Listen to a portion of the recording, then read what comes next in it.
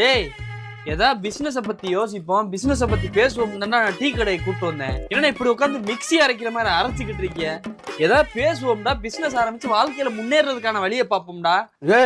சும்மா உள்ளூர்லயே உட்காந்துக்கிட்டு பிசினஸ பத்தி யோசினா யோசிக்க முடியல மாப்ள.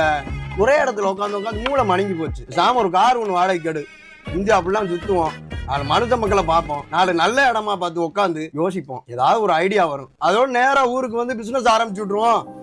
என்னப்ல மூளைக்கு ஒரு ஃப்ரெஷ்னஸ் தேவைப்படுதுடா. இதை விடவாடா உங்களுக்கு ரிலாக்ஸ் ஆகுற ஒரு லொகேஷன் வேணும். இந்த இடத்துல உட்காந்து நீட்டா நல்ல பிசினஸ் பத்தி நல்லா பேசிடுவோம்டா.